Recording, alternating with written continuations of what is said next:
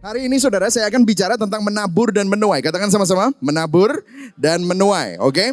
Nah saya akan mengambil Galatia 6. Ini adalah bagian dari khotbah berseri eksposisi kitab Galatia. Dan ini sudah minggu yang ke-27 saudara ya. Ini 26, kalau nggak salah 26 apa 27, saya lupa ya. Tetapi kita akan mengeksposisi Galatia 6 ayat 6 sampai 10. Jadi hanya 5 ayat ini saja. Dan kita akan melihat bagaimana Alkitab ini berbicara mengenai apa prinsip menabur dan menuai. Saya akan bacakan yang putih, kita baca sama-sama yang oranye. Kita akan baca bergantian. Mulai dari ayat yang ke-6. 1, 2, 3.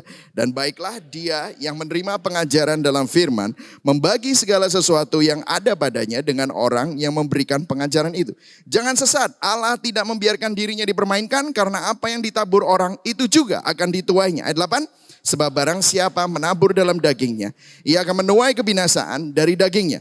Tapi barang siapa menabur dalam roh, ia akan menuai hidup yang kekal dari roh itu.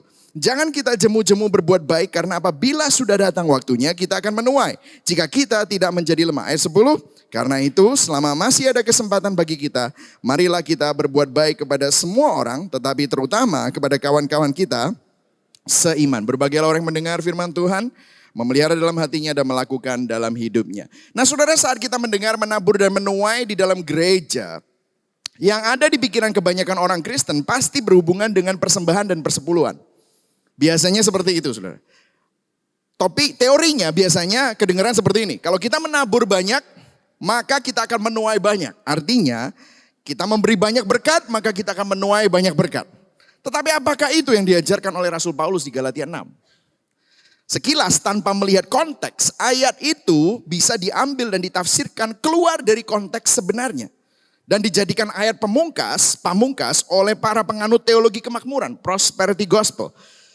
Bahwa kalau kamu menabur dengan materi, maka kamu akan menuai dengan materi. Tetapi apakah Rasul Paulus bicara mengenai hal itu? Nah, kalau bukan, apa yang Rasul Paulus ingin sampaikan melalui ayat Galatia 6 ayat 7, yaitu ayat ini. Jangan sesat, Allah tidak membiarkan dirinya dipermainkan. Karena apa yang ditabur orang itu juga yang akan dituainya. Nah saudara, saya ingin mengajak kita berpikir.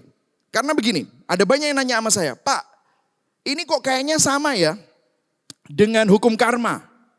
Karma itu kalau saudara menabur kebaikan, menabur mungkin bahkan materi, nanti kamu akan menuai hal-hal seperti itu. Apakah Rasul Paulus mengajarkan konsep karma? Saudara, mungkin saudara di Bali, jadi saudara udah tahu apa itu. Karma mengajarkan bahwa alam semesta akan memberi kita kebaikan demi kebaikan dan keburukan demi keburukan. Dengan kata lain, hal baik terjadi pada orang yang berbuat baik. Hal buruk terjadi pada orang yang berbuat jahat. Nah, apakah itu? Apakah ada kemiripan antara konsep kekristenan dengan karma?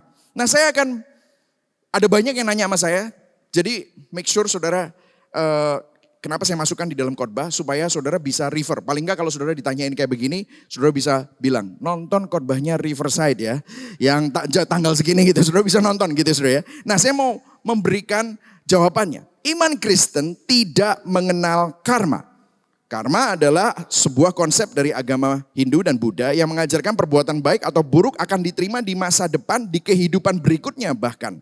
Jadi sekalipun saatnya tidak pasti, tetapi perbuatan baik atau buruk pasti akan diterima kembali. Nah kalau saya mau kasih sedikit apologetika ya, biar hari ini serasa seperti sedikit seminar begitu saudara ya. Ini saya bandingkan antara karma, ada 5 hal yang karma dan 5 hal iman Kristen.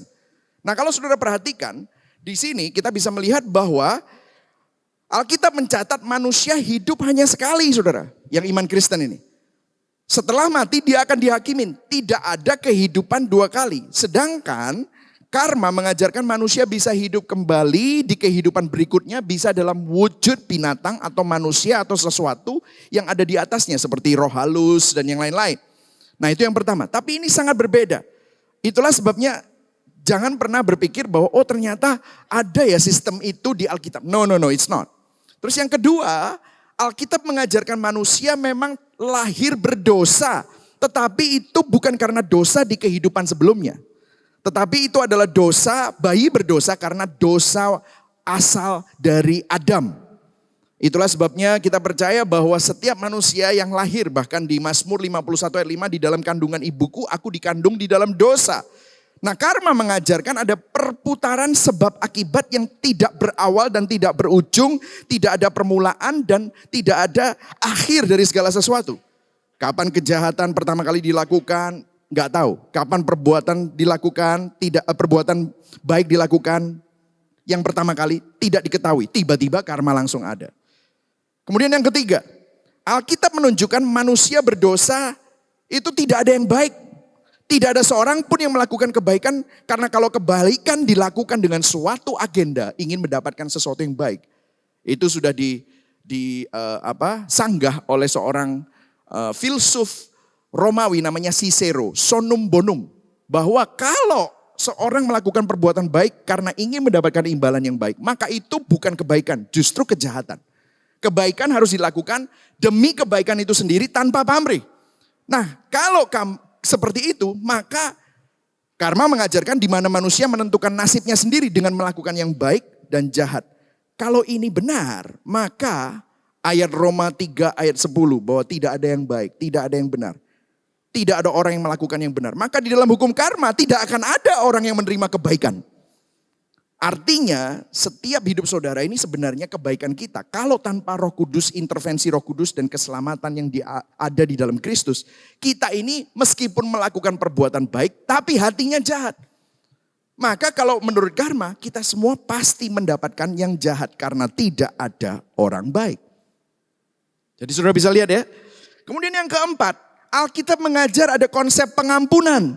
Tuhan mengampuni orang berdosa yang percaya kepada Yesus Kristus. Dan pengorbanannya di kayu salib yang menanggung dosa kita semua yang percaya kepadanya. Karma tidak mengenal konsep pengampunan. Apa yang kamu lakukan itu yang akan kamu dapatkan kembali. Jadi ini mengerikan justru saudara. Dan ayat yang, bukan ayat ya, yang kelima ya, perbedaan yang kelima. Alkitab percaya Tuhan adalah Tuhan pencipta yang berdaulat atas alam semesta. Nah, karma itu kalau sudah dipercayai adalah salah satu dhamma niyama. Menurut agama Buddha, hukum alam yang menguasai alam semesta yang bersifat absolut. Tuhan pun harus tunduk pada hukum karma. Jadi jelas ya saudara, berdasarkan Alkitab secara keseluruhan, apa yang dikatakan Rasul Paulus tidak sama dengan konsep karma. Nah, pertanyaan selanjutnya adalah begini. Apakah Rasul Paulus mendukung ajaran tabur tuai teologi kemakmuran? Apakah itu? Mari kita lihat dulu premis dan presupposisi dasar dari teologi kemakmuran. Wah, ini feelingnya kayak benar-benar seminar apologetika ya saudara ya. Sedikit ya. Nah, prosperity gospel ini bilang begini. Prosperity gospel meyakini bahwa orang Kristen pasti sehat, kaya, dan makmur. Barang siapa yang ada di dalam Kristus, dia adalah ciptaan yang baru, termasuk mobil baru, termasuk yang lain-lain, semuanya serba baru, ya, dompet baru, segalanya baru gitu ya, kapal pesiar baru, ya, rumah baru, segala macam gitu ya. Jadi mereka percaya bahwa kalau saudara percaya sama Yesus Kristus, maka kamu pasti sehat, kamu pasti kaya, dan kamu pasti makmur. Dan caranya untuk mendapatkan berkat atau kelimpahan secara finansial adalah menabur dengan iman, percaya, dalam bentuk persembahan atau persepuluhan, maka kita akan menerima berlipat kali ganda, 10 kali lipat, 30 kali lipat, 100 kali lipat. Seperti Abraham, dia akan menjadi kaya, menjadi semakin kaya dan amat kaya. Semua bilang amin, gitu kan saudara. Nah, itu prosperity gospel. Apakah begitu? Nah, saya mau kasih sedikit bocoran ya. Kalau memang itu benar, maka semestinya murid Yesus itu ada 12. Mestinya orang kaya nomor 1, 2, 3, 4, 5 sampai ke 12 ya saudara ya. Tetapi itu tidak terjadi. Kalau seperti itu mestinya Rasul Paulus adalah konglomerat yang terkaya yang menguasai seluruh Efesus, Galatia, Filipi, ya, Kolose. Itu dia yang menguasai perekonomian. Tetapi tidak seperti itu. Paulus harus kerja jadi tent maker. Jadi kalau saudara perhatikan, maka teologi kemakmuran itu sebenarnya bukan yang diajarkan Alkitab. Dan jelas hari ini kalau kita mau bicara tentang apa yang Rasul Paulus ajarkan di Galatia 6, itu semestinya tidak seperti itu. Nah, kita akan telah satu-satu supaya saudara tahu. Kalau saudara ada yang mengajarkan seperti ini, saudara paling tidak saudara tahu. Dan saudara tahu apa sih artinya menabur dan menuai itu.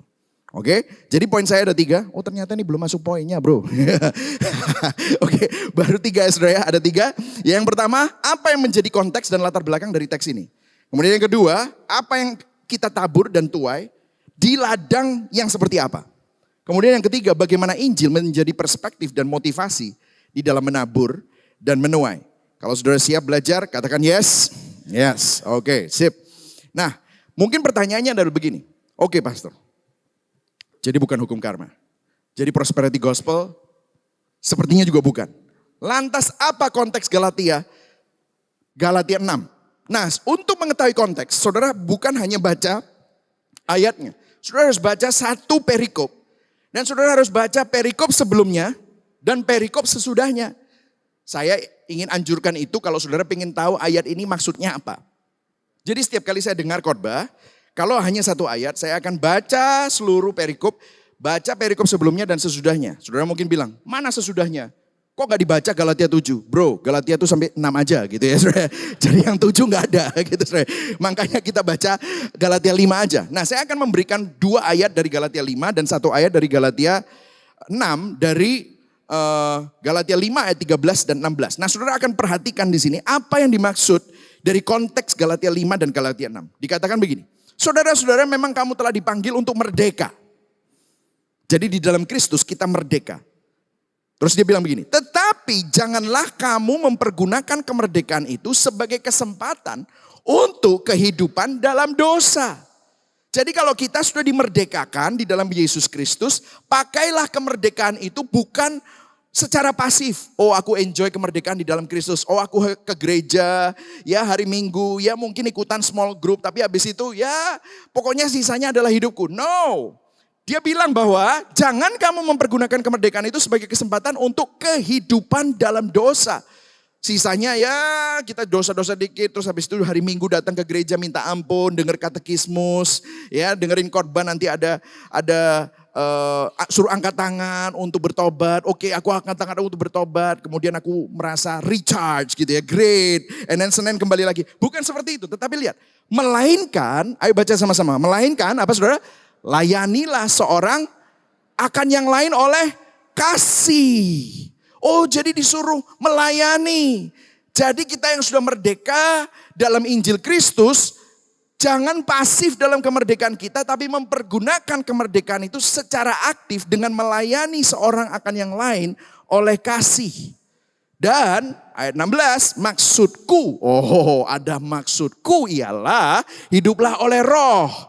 Bukan dipimpin oleh dagingmu, bukan dipimpin oleh kecenderungan dosamu.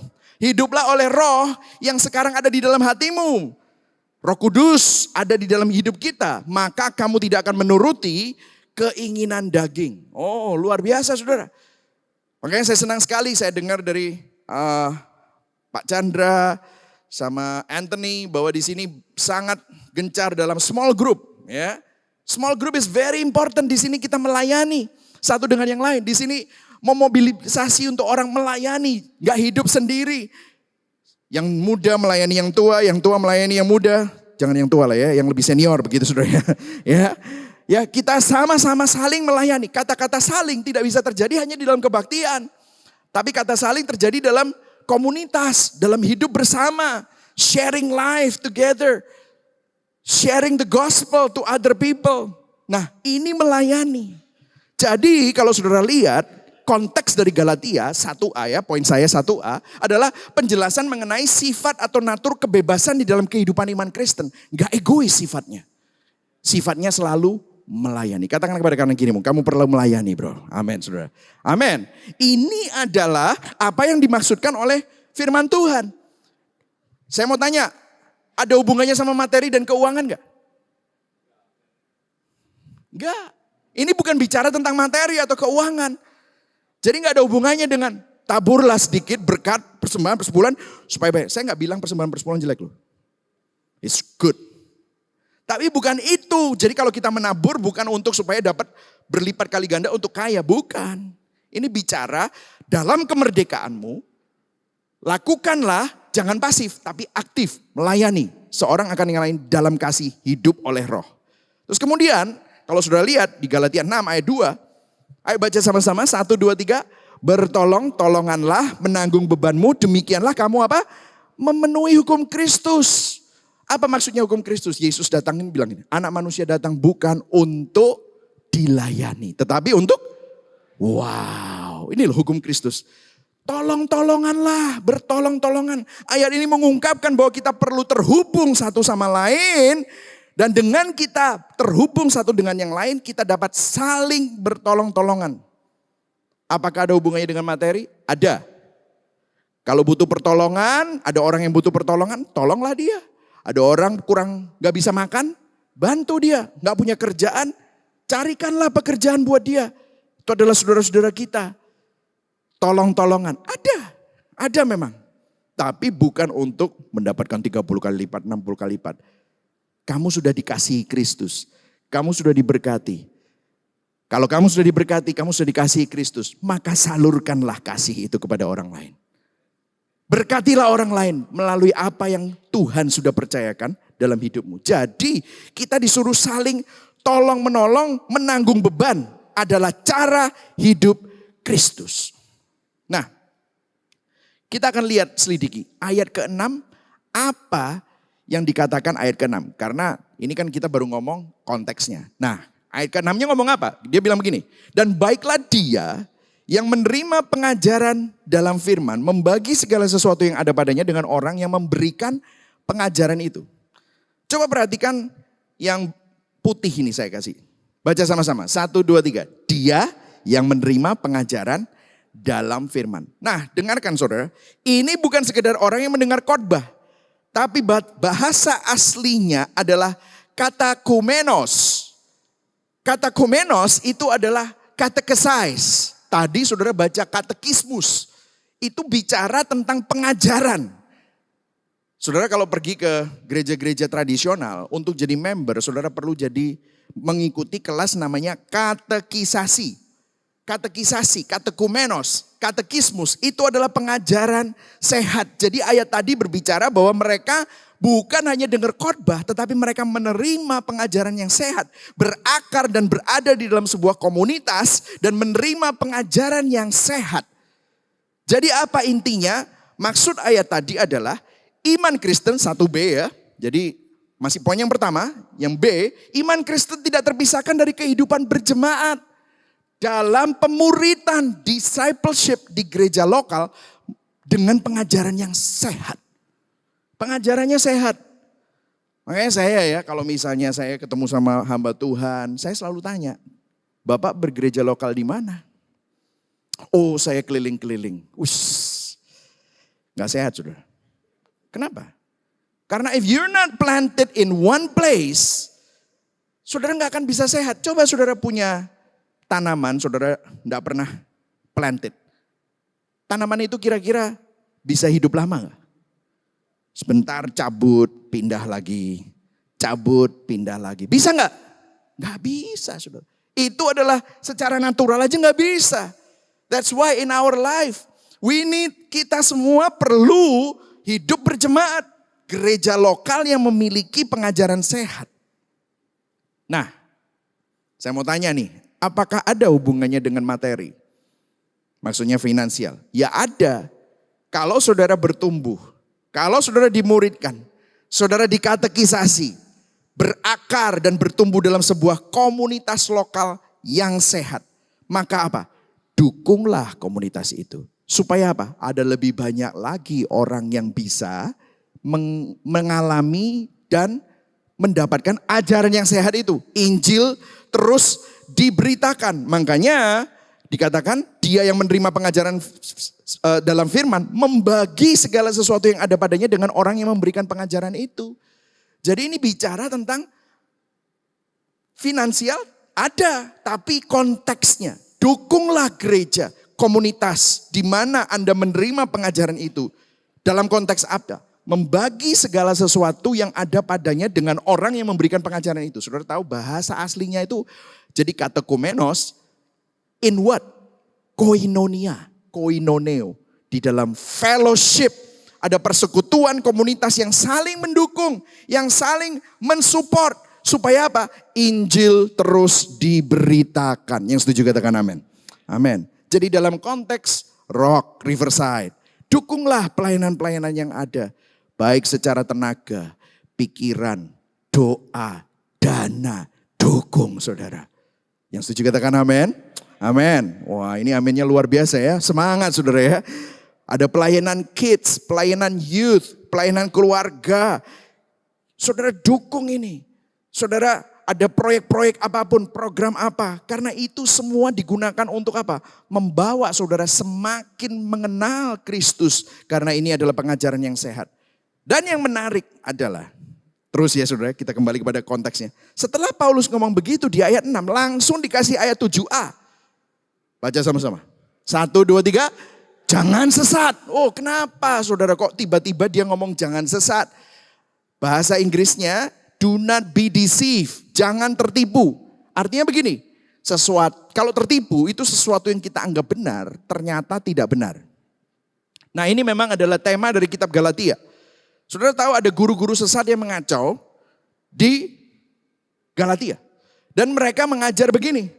Oh Injil baik. Yesus baik. Diselamatkan karena kasih karunia oleh iman di dalam Kristus baik. Tapi kurang. Kamu perlu sunat. Kamu perlu melakukan adat istiadat Musa. Kamu harus melakukan hukum Taurat. Supaya keselamatanmu lengkap. Paulus itu terlalu simpel. Kurang. Kamu harus ngikutin yang ini. Nah apa yang terjadi?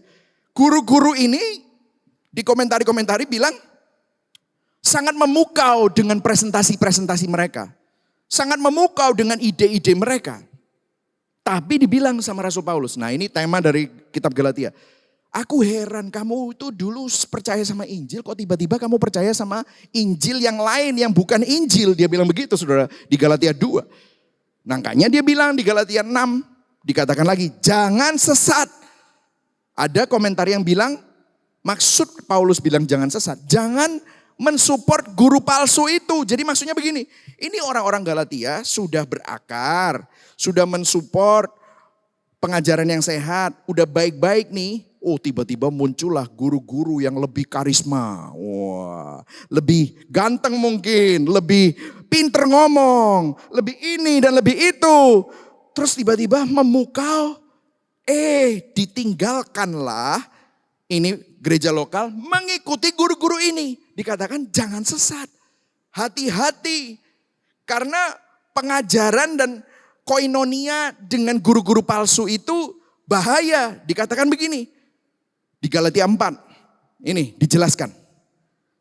Guru-guru palsu itu mereka dengan giat berusaha untuk menarik kamu. Tetapi tidak dengan tulus hati.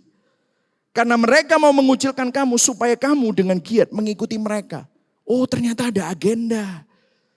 Bahasa Inggrisnya zealous to win you over. Dengan apa? Kata-kata yang mutiara, kata-kata yang pinter. Jadi ada beberapa komentar yang bilang begini. Galatia komentar ya, dia bilang begini. The false teacher are flattering and making much of the Galatians so that the Galatian will flatter and make much of them. Para guru palsu sedang memuji dan menonjolkan jemaat Galatia supaya jemaat Galatia juga memuji dan menonjolkan para guru palsu itu. Jadi artinya mereka lagi cari pengikut supaya populer, dapat follower, dapat jemaat banyak. Ini bicara tentang saudara tahu ya kadang-kadang banyak orang itu ngelihat gereja. Saya senang dengan City to City kenapa? Semestinya gereja itu nggak saingan. Tapi gereja itu rekan sekerja. Gereja itu bersama-sama menjangkau kota. Menjangkau jiwa-jiwa. Yang setuju katakan amin. Jadi sehingga kita ini mestinya kerjasama. Pak kalau ini enggak. Mereka malah berusaha untuk mencari kemuliaan dirinya. Tim Keller bilang begini. Pelayanan yang tidak terpusat kepada Injil hanya akan mengumpulkan penggemar. Yang bergantung secara emosional kepada pemimpinnya. Pelayanan palsu tidak terfokus pada Kristus dan anugerahnya. Melainkan kepada pemimpinnya, manusianya dan perbuatannya. Pelayanan yang berpusat pada Injil akan membangun murid-murid yang memandang kepada salib dan beriman kepada Kristus saja serta anugerahnya yang menyelamatkan. Yang setuju katakan amin. Jadi kesimpulannya begini saudara, kalau saudara lihat ya, hati-hati saudara. Nah, saya mau memberikan 2 statement kepada saudara sebelum saya masuk ke dalam poin yang kedua. Adalah begini, metodologi perbuatan nyata, perbuatan baik kita tanpa teologi yang benar tidak akan menghasilkan doksologi. Apa itu artinya ya? Mungkin saudara bingung. Teologi itu pengetahuan kita tentang Tuhan. Itu kalau tidak mendasari semua perbuatan kita, tidak akan menghasilkan kemuliaan bagi Tuhan. Misalnya, saudara melakukan perbuatan baik. Dari luar, saudara melakukan perbuatan baik sama orang yang teologi benar dan teologi salah. Itu perbuatan baiknya dari luar. Kelihatannya sama. Saudara ke gereja, saudara melayani, saudara memberi persembahan, saudara nyumbang. Kelihatannya sama. Tapi kalau digali, motivasi hati kamu melayani, motivasi hati kamu datang ke gereja, motivasi hati kamu memberikan persembahan persepuluhan, itu apa? Orang yang punya teologi teologi benar akan menghasilkan metodologi yang benar, akan memberikan doksologi. Doksologi itu akan memberikan kemuliaan kepada Tuhan. Kalau teologinya benar, aku memberi karena aku sudah diberkati dengan luar biasa, aku menerima harta. Tadi itu seperti Yesus adalah harta kita, bersuka akan penebusku, dialah harta, hasrat jiwaku. Oh Tuhan, aku mau Tuhan memberikan seluruh hidupku untuk kemuliaan-Mu. Wah, no wonder dia rela untuk melayani, dia datang, dia berdoa, dia menyumbangkan waktu, tenaga, dana, pikiran, semua untuk kemuliaan Tuhan. Yang satu, teologinya adalah kalau aku melakukan, supaya aku dapat perkenanan Tuhan. Supaya aku dapat dikasihi Tuhan. Nah ini teologi yang salah. Jadi kalau metodologinya kelihatannya benar tapi teologinya salah, tidak akan menghasilkan doksologi. Biar lebih keren ya. Praktek yang benar, praktek itu praksi. Ortopraksi dihasilkan dari cara pikir yang benar. Ortopati. Yang dilandasi oleh doktrin yang benar. Ortodoksi. Jadi kalau saudara melihat ini ada sebuah koherensi. Itu yang Rasul Paulus mengajarkan. Hati-hati.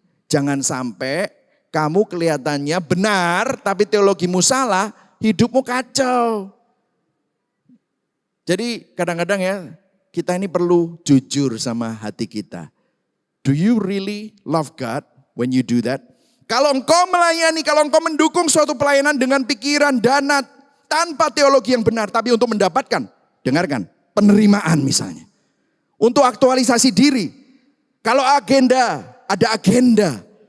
Apapun agendanya, jika agenda itu tidak dikaitkan dengan Injil dan karya salib Kristus, itu tidak akan memuliakan Tuhan.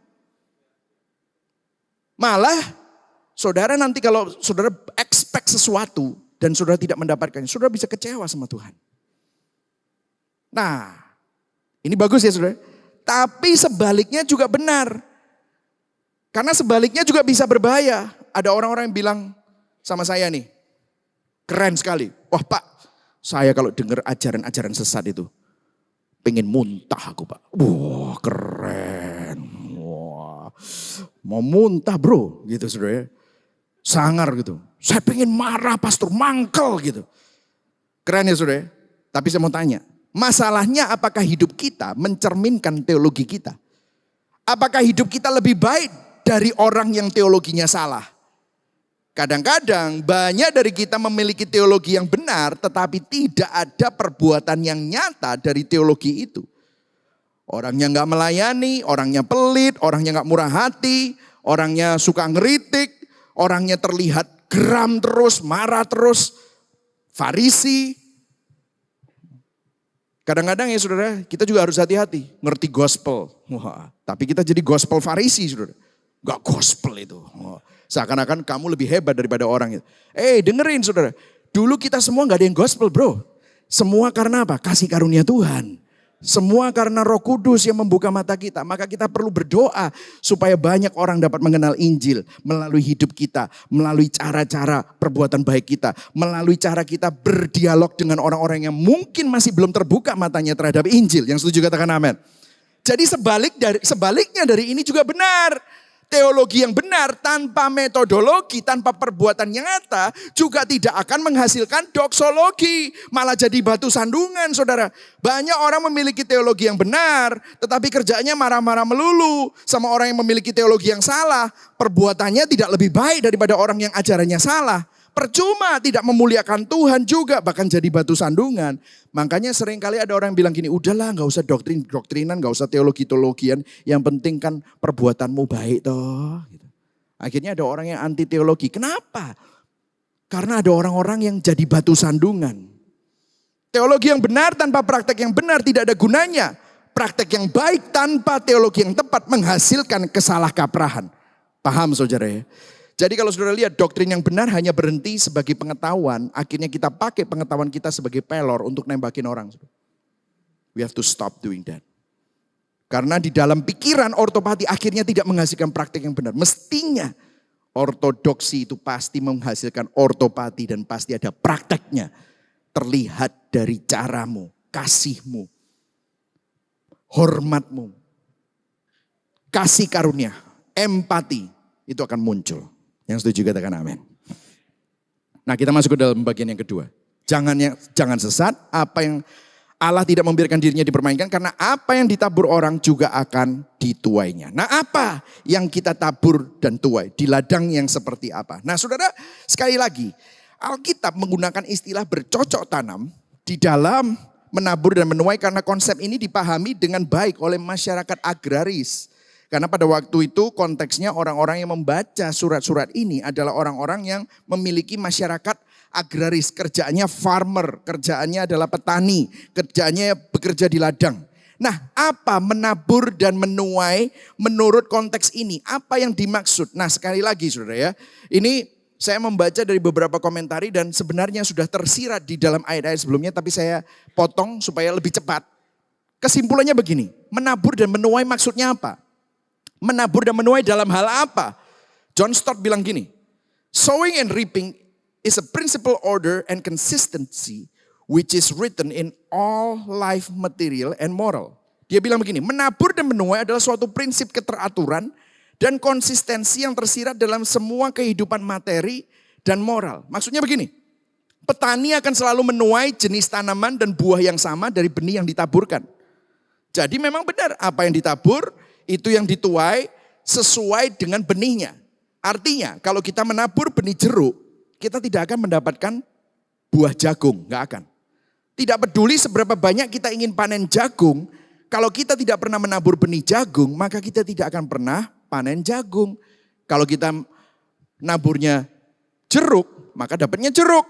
Jadi apapun yang kita tabur, itu yang akan kita tuai. Itu berarti meskipun benih itu mungkin tergeletak di tanah tanpa hasil untuk waktu yang lama. Tetapi kalau benih itu akhirnya muncul, akan muncul sesuai dengan benih model apa itu. Jadi bukan penuaian yang menentukan panennya, tetapi penaburannya yang menentukan panennya. Nangkap saudara? Ya. Nah, konteksnya di sini menabur apa? Apakah duit? Well, kita kembali lagi pada ayatnya. Lihat ayat 8, baca sama-sama. Sampai yang belakang ya. Baca 1, 2, 3. Sebab barang siapa menabur dalam dagingnya, ia akan menuai kebinasaan dari dagingnya. Tetapi barang siapa menabur dalam roh, ia akan menuai hidup yang kekal dari roh itu. Oh ternyata ini bicara bukan tentang finansial. Bukan tentang materi, tetapi tentang daging dan roh. Apa yang ditabur? Maksudnya apa? John Stott meneruskan. You menabur pikiran, you menuai perbuatan. You menabur perbuatan, you akan menuai kebiasaan. You tabur kebiasaan, dan kalau kebiasaan itu tidak dirubah, kebiasaan itu akan menjadi karakter. You menabur karakter, jalan hidupmu itu akan tergantung sama karakter kita. Nah ini prinsip mekanisme antropologi pengalaman manusia. Nah saudara dengarkan ya, memang control stationnya, ini teman-teman yang city to city pasti tahu bahwa control station of human being is in the heart. Di dalam hati kita. Itulah sebabnya Tuhan memperbarui hati kita terlebih dahulu. Tapi di tahap ini surat Rasul Paulus sudah mengasumsikan bahwa kita percaya Kristus. Galatia ini sudah memiliki hati yang diperbarui. Mereka sudah Kristen lahir baru. Dengan hati yang baru. Pikiran seperti apa yang kamu tabur dengan hati yang baru ini. Dan saudara lihat progresinya. Saudara menabur pikiran, saudara menuai jalan hidup loh saudara. Coba saudara lihat. Jadi ya kalau kita simpulkan, benihnya itu apa? Pikiran dan perbuatan saudara. Jadi ini adalah prinsip yang mau dikatakan kepada Rasul Paulus. Saudara, saya pernah nonton ini ya, sebuah dokumentari tentang orang-orang yang ada di dalam maximum security prison. Jadi penjara yang isinya tuh pembunuh, serial killer, teroris gitu ya. Terus saudara tahu, waktu di interview, mereka selalu ini, I read a book, saya baca buku, and I have a thought. Saya punya pikiran sesuatu. Saya nonton film, terus saya punya pikiran. Saya ngobrol-ngobrol sama teman, terus saya punya pikiran. Saudara tahu, semuanya itu bisa sampai di penjara itu. Setelah bunuh berapa orang, segala macam. Itu awalnya dari mana? Pikiran, saudara. Halo? So it's very dangerous. Apa yang kamu tabur? Mungkin kamu sudah punya hati yang baru. Dan kita masih bergumul dengan kecenderungan hati kita yang berdosa. Terus punya hati yang baru. Nah, kita ini mau ngikuti yang mana, saudara?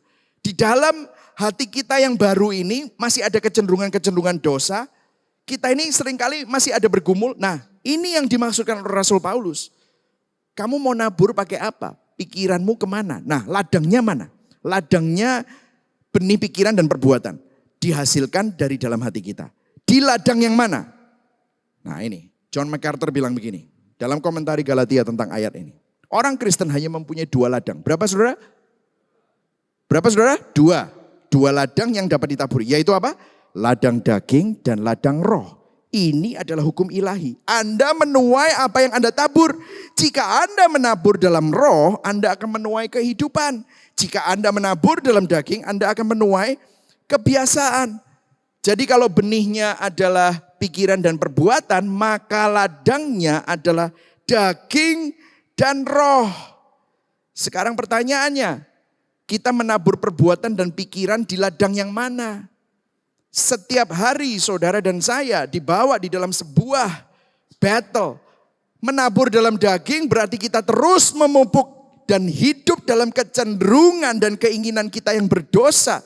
Meskipun kita sudah lahir baru, namun kalau kita terus menabur dalam daging, artinya kita terus menerus memelihara dan memanjakan kecenderungan itu. Akhirnya kecenderungan itu akan terus tumbuh dan menghasilkan buah saudara di dalam hidup saudara.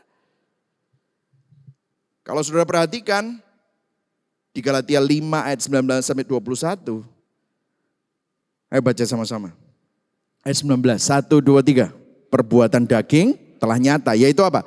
Percabulan, kecemaran, hawa nafsu, penyembahan berhala, sihir, perseteruan, perselisihan, iri hati, amarah, kepentingan diri sendiri, percideraan, roh pemecah, kedengkian, kemabukan, pesta pora, dan sebagainya.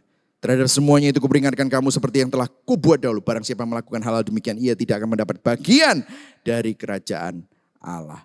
Lihat Filipi 3 ayat 19. Kesudahan mereka ialah kebinasaan. Tuhan mereka adalah apa? Perut mereka. Kemuliaan mereka ialah aib mereka. Pikiran mereka semata-mata tertuju pada perkara apa saudara? Duniawi. Saudara, beberapa orang Kristen menabur dalam daging sepanjang hari. Membiarkan pikiran mereka dipenuhi dengan kebencian, pikiran kotor, mengasihani diri sendiri. Saudara tahu apa yang terjadi? Hidup mereka disiksa terus-menerus dengan berhala. Hidup di dalam kedagingan mereka. Coba kita cek apakah semua pikiran kita, apakah kita kaitkan dengan karya salib Kristus. Apakah semua perbuatan kita kaitkan dengan iman kita. Sering kita hidup di dalam dikotomi saudara. Antara iman dan kehidupan kita sehari-hari. Kalau di gereja kelihatannya rohani. Tetapi tidak dikaitkan dengan kehidupan sehari-hari. Dan saudara mulai bertanya-tanya, kenapa ya kok hidupku kok gini-gini aja ya? Kenapa kok aku dari dulu sampai sekarang gak berubah? Coba ditanyakan, di dalam semua pikiran, apa yang kita pikirkan dan kita perbuat, apa yang menjadi dorongan? Siapa yang menjadi pusatnya?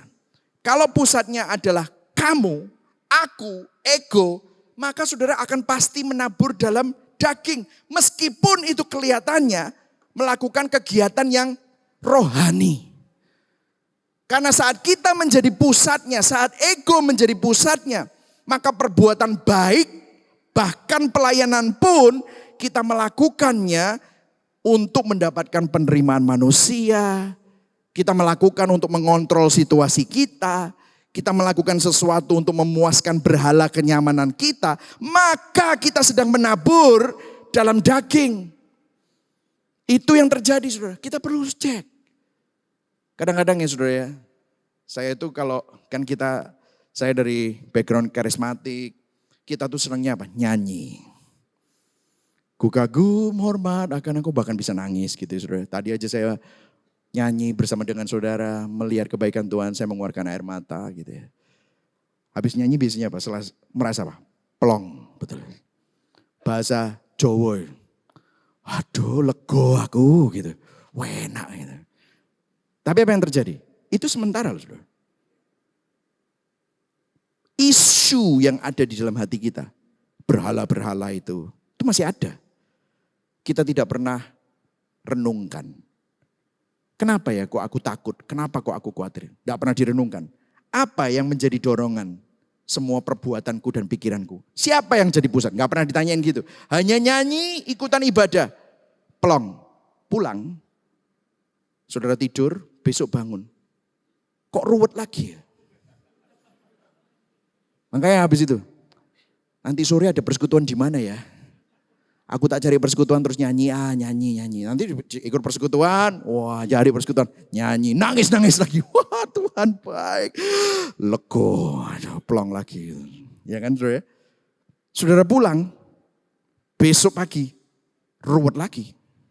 Betul, ulang terus. Makanya saudara ada orang ya, Minggu ke gereja Rock Riverside, Senin persekutuan doa mana, Selasa persekutuan doa mana, Rabu doa fajar, ikut mana doa malam. Betul saudara? Pernah ketemu sama orang yang kayak gitu? Kenapa?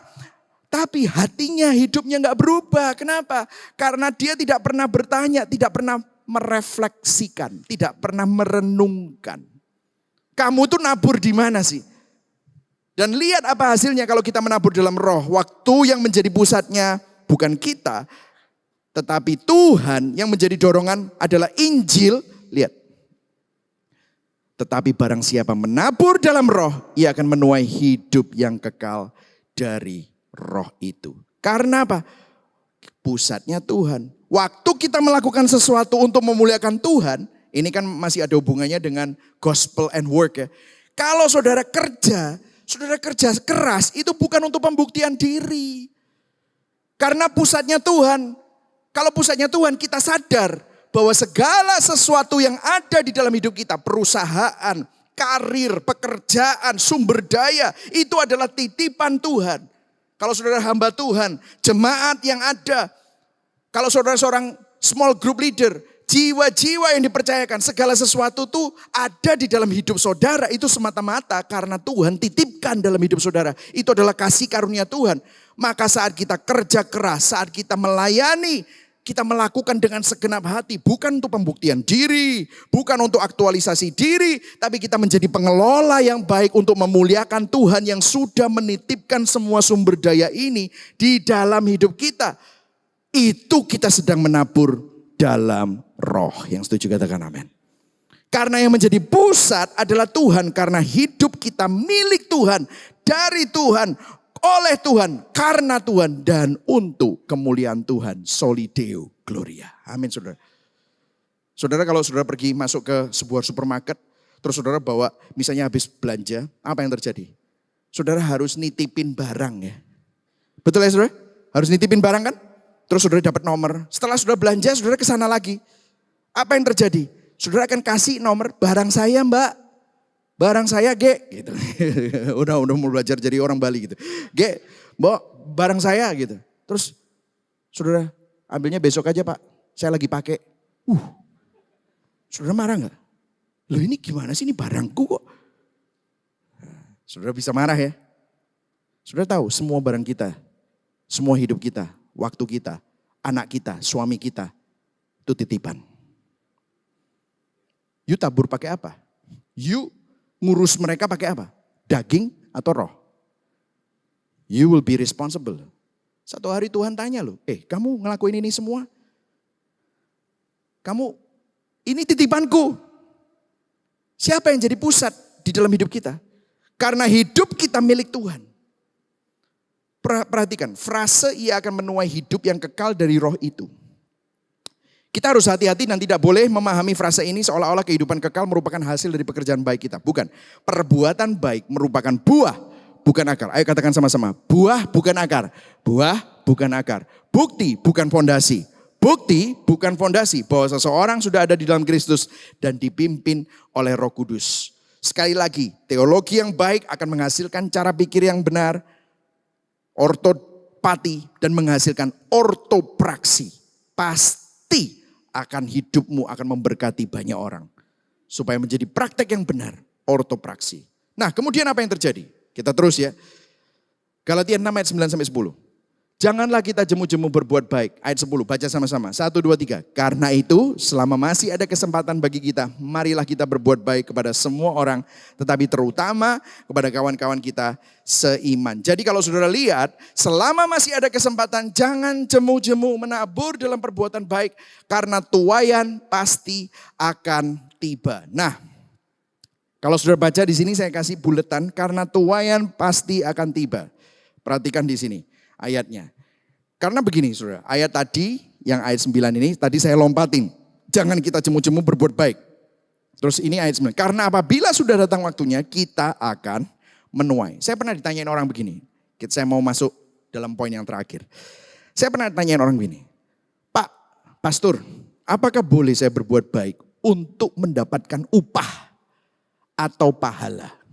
Boleh enggak? Apakah kita berbuat baik untuk mendapatkan pahala atau upah atau tuaian? Nah saudara, ini kita masuk dalam poin yang ketiga. Bagaimana Injil menjadi perspektif dan motivasi dalam kita menabur dan menuai? Nah saudara, saya mengadakan perenungan pribadi dalam menjawab pertanyaan itu. Kemarin saya baru saja selesai pelayanan di Australia, seminggu yang lalu, 2 minggu yang lalu. Karena minggu lalu saya ada di Surabaya, pelayanan khotbah di Gibeon. Kemarin saya melayani 11 hari di Australia, dan saya khotbah 9 kali. Saudara. Wah banyak saudara ya. Please tolong jangan ditiru ya. Karena saya sampai sakit saudara. Dan mengadakan beberapa meeting dengan majelis dan gereja yang kami layani, dan juga meeting dengan beberapa leader hamba Tuhan yang kami layani. Of course. Nah, kalau saya bisa bilang, saya melakukan itu dengan saya bersama dengan istri saya yang mendampingi saya ya. Kita melakukan itu dengan murni, hati yang murni karena kita mau memberitakan Injil. Nah saudara, kalau saudara melakukan sesuatu yang baik, menabur dalam roh, menabur dengan motivasi yang baik, dengan murni, pasti akan ada tuaian, ya kan? Ada orang-orang yang diberkati, ada orang-orang yang sangat terdampak oleh pelayanan. Apa yang terjadi? Mereka kasih apresiasi. Waduh pastor, terima kasih ya, luar biasa. Saya ketemu sama lagi orang, terima kasih pastor, aduh menemplak saya. Terima kasih pastor, saya seperti dimentori. Terima kasih pastor. Nah manusia, kalau saudara mendapatkan pujian kira-kira 10-15 kali sehari, bisa enggak? Memang aku luar biasa ya gitu. Of course ngomongnya gini, puji Tuhan, puji Tuhan, puji Tuhan. Segala kemuliaan bagi Tuhan. Tapi dalam hati, segala kemuliaan bagi Rata. Gitu saudara ya. Ya kan? Ini saya mau cerita karena apa? Saya masih manusia. Coba saudara. Apa hanya saya aja. Coba saudara dipuji terus gitu ya. Coba saudara dipuji 50 kali sehari. Kira-kira it gets to your head gak? Wah lumayan ini ya. Lumayan. Memang aku luar biasa ya. Nah saudara, saya waktu mulai merasakan itu, saya mulai kayak gak nyaman dengan ini. Dan hati saya mulai bergumul. Tuhan kenapa ya kok bisa seperti ini? Nah ini perenungan buat saya. Nah tentu saja hasil yang baik, orang terberkati, itu dengan pelayanan yang kita lakukan, itu pasti. Gini ya saudara, nanti saya akan lanjut lagi cerita saya, pengalaman saya seperti apa. Hasil positif dari taburan perbuatan baik merupakan sebuah keniscayaan, pasti. Kalau saudara menabur yang baik, pasti saudara akan menuai. Ini hanya masalah waktu saja. Karena Tuhan sudah memberikan mekanisme, dikatakan bahwa ayat 9b, pasti tuaian itu datang. Kalau kita semua melayani dengan hati yang murni, hasilnya orang terberkati, orang bertumbuh gara-gara pelayanan saudara. Kalau saudara menjadi small group leader, jadi usher, orang akan apresiasi. Dan orang akan melihat, Ini luar biasa. Tetapi saya mau tanya, apakah hasil yang baik, kesuksesan pelayanan, kesuksesan dari bisnis, pertumbuhan dari hasil jeripayah kita bisa menjadi motivasi? Nah, untuk menghindari kesalahpahaman, kita harus mengklarifikasi ini, saudara. Karena seharusnya begini, menuai hasil seharusnya bukanlah motivasi, melainkan hanya konsekuensi. Kita berbuat baik bukan supaya mendapatkan tuaian atau upah tersebut. Kalau misalnya saya harus bertobat, waktu saya menemukan hati saya ternyata mulai nyaman dan mulai menyukai semua pujian-pujian itu. Karena nanti kalau saya melakukan sesuatu taburan yang baik, saya mau melakukan sesuatu yang baik supaya saya dapat upah. Apa bedanya saya dengan menyembah berhala? Kalau saya misalnya khotbah supaya saya dapat pujian dari Pak Chandra, maka saya sebenarnya sedang mendapatkan pujian untuk ngasih makan berhala saya. Ngasih makan kedagingan saya. Maka saya sedang, meskipun kelihatannya saya berkhotbah, tetapi saya sedang menabur dalam daging. Itulah sebabnya menuai hasil seharusnya bukan motivasi.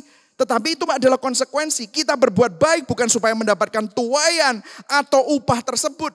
Karena dalam kedaulatan Allah itu sudah pasti prinsip tabur tuai itu terjadi. Setiap perbuatan baik dengan motivasi yang murni pasti akan diperhitungkan oleh Tuhan dan biasanya menghasilkan buah yang baik. Nah, lantas apa motivasi yang benar dibalik semua taburan perbuatan baik kita? Disinilah kita perlu melihat lagi kepada teks kita. Di Galatia 5 ayat 24, kita baca pelan-pelan. Ayat 24, 1, 2, 3. Barang siapa menjadi milik Kristus Yesus, ia telah menyalibkan daging dengan segala hawa nafsu dan keinginannya. Kalau saudara lihat ini berhubungan dengan Kolose 3 ayat 1 sampai 3, baca sama-sama.